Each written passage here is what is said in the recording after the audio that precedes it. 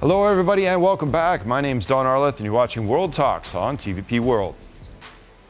The Munich Security Conference has come to a close. U.S. Secretary of State Marco Rubio eased tensions in the transatlantic relationship, although he failed to mention the war in Ukraine during his address and remained a little bit ambiguous about the U.S.'s commitment to Article 5 of the NATO treaty. Rubio called on Europe to help save the West, saying some on the old continent face quote-unquote civilizational erasure. And now joining me to discuss this and other takeaways from Munich is Mark Toth, a frequent here on TVP World. Hello, Mark. Great to see you, and thanks for joining us today. Don, thank you. Always honored. Yes. Now, concerning the Munich Security Conference, I mean, a lot was said, a lot of speeches, a lot of events. For you, what were the most important takeaways from your perspective at this year's conference? Yeah, Don, I think the biggest one for me is from Ursula von der Leyen, basically saying it's time to invoke Article 42 of the EU Common Defense Clause. Because, look, you need to go onto a war footing in Europe. It's very clear. It's been clear to me since February 24th, 2022, and again, underscore that year, 2022, that Europe is at great risk. This isn't just a war against Ukraine, it's a war against all of Eastern and Western Europe. But the continent yet has not really gone on to a war footing. It's done a great job in terms of upping defense spending and upping humanitarian, financial, and military aid to Ukraine.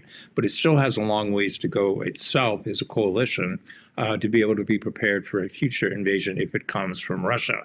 Now, Poland, you're leading the way. You're setting the light, the example, et cetera.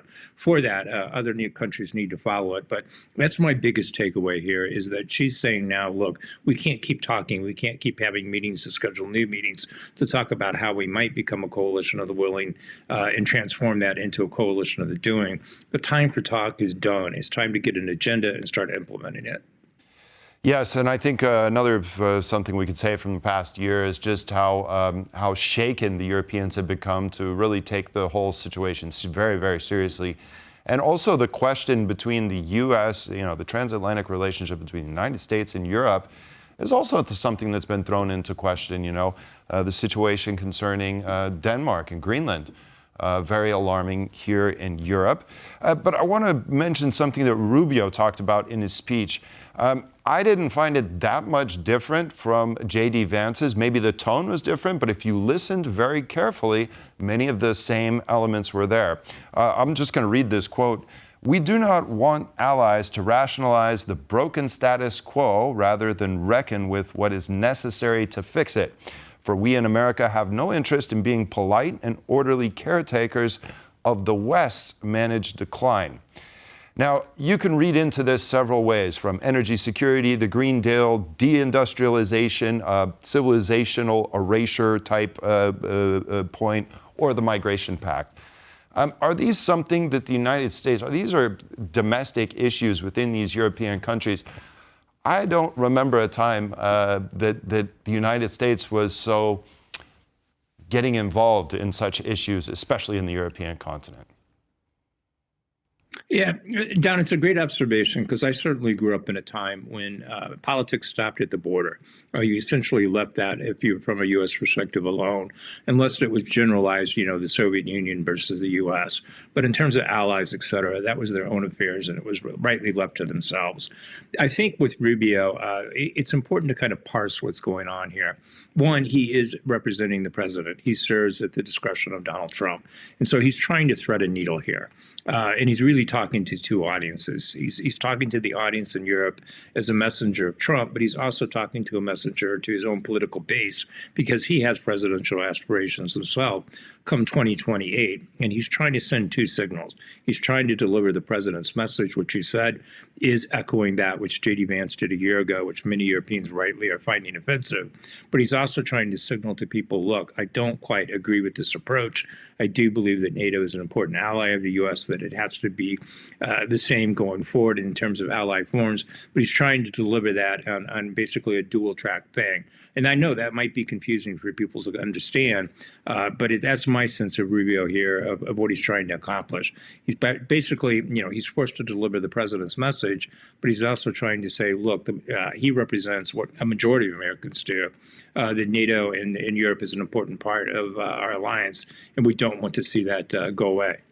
Do you think that Rubio, by going to Slovakia and then to Hungary, that he's pretty much doubled down on that rhetoric, going to the two countries that really are the outliers in the European Union and don't necessarily do things the way Brussels wants them done?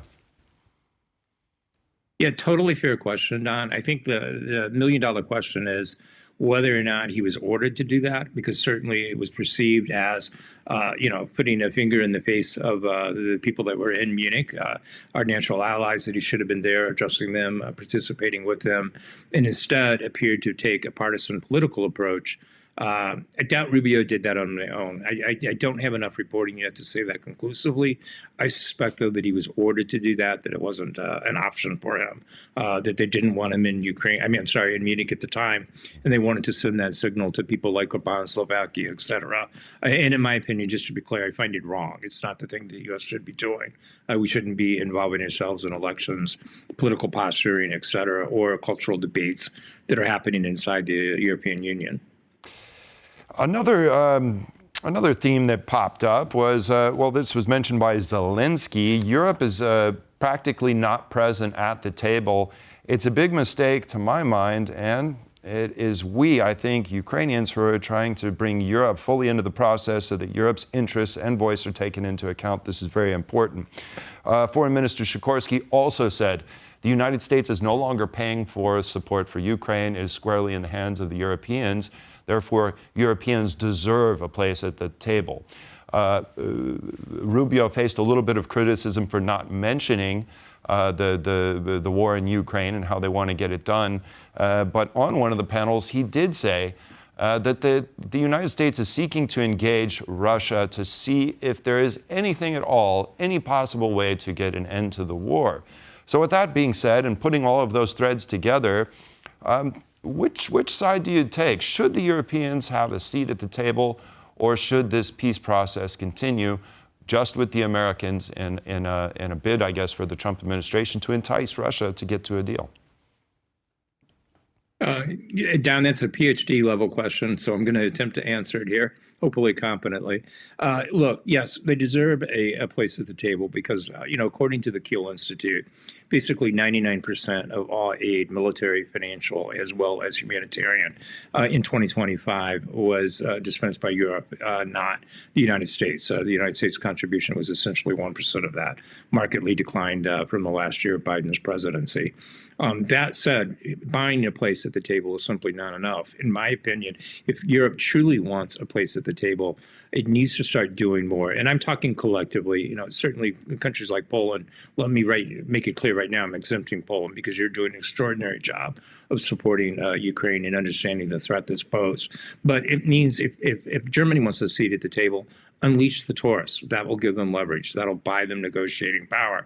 If Europe as a whole, the European Union wants a seat at the table, do a no-fly zone in Western Ukraine to start protecting these energy strikes and stopping them that are happening on a daily basis in Ukraine. That'll buy Europe a seat at the table. It'll be forced to. So Europe needs to stop talking, stop whining about not having a place at the table. And again, I exclude Poland in that. Just talking in general, the different countries. Having a seat at the table means you've got to be actively have skin in the game. It's not enough just to have money in the game. I think Europe has to do more. It certainly is doing a lot, and this is where it's tricky for someone like me as an analyst. I don't want to disparage what Europe has done because it is a huge financial commitment, and I allowed that, but they're not doing enough on the military side, on the battlefield, to get that seat at the table that they want and, frankly, in my opinion, deserve. And as far as Rubio not addressing Ukraine directly. It's disappointing, but that also tells me that Trump is saying, look, he wants this war over, doesn't really care which side of the Donbass it falls on. At this point, in his mind, he's willing to have Ukraine sacrifice that. But for those of us that are military analysts and so forth, we know that that would be akin to Ukraine committing national suicide. And then down the road, if Russia were to start up another invasion of Eastern Europe, it would be a terrible starting position for Europe to find himself in. It would be similar if the Suwalki Gap, for instance, were in Russian hands or Belarusian hands in your country from that vantage point, something strategically your fellow countrymen probably understand well. So, it's disappointing. I wish Rubio had said more, but he didn't. Yeah, well, at the same time, shouldn't Europe have a strategic goal to end the war in Ukraine and consensus on that so that they have a common position when they sit at the table? I mean, I could just probably guess that Germany's strategic outcome or what it wants, the way it wants to see the end of the war in Ukraine might be different, very different from Poland's or Latvia's or Lithuania's or Estonia's position. And France might differ from that. So isn't that sort of another problem that Europeans need to solve before they sit down at that table? Yeah, no, Don, great observation. It is the core problem that's facing Europe. At this point, there are differing views. I mean, and you see that on the extremes as too. Orban and Fico and Slovakia are all saying, look, there's not even a real war here, that Russia doesn't represent that much of a threat. And then you've got others in the middle and others in the extreme, and others like Poland and the Baltic states, Finland as well, that recognize Russia as very much a threat. Until such time as people come about and realize that Russia is the main principal threat facing Europe and get behind a common policy defending that, you're still going to see this fractured approach. And if that's the case, you're not going to get a seat at the table. And then this war is just going to continue. I don't believe that Zelensky at the end of the day or Ukrainians at the end of the day are going to accept ceding the Donbass. I think they're going to fight on. So Europe has to have an answer for that. And you're right. They don't have one right now. That's very, very true. Well, we'll see where these trilaterals take us later in the week. Mark Toth, always a pleasure to have you. Enjoyed the conversation, as always. Thank you. Thank you, John. Take care to you and your viewers. And that concludes this edition of World Talks. Thanks for joining us, and stay tuned for more here on TPP World.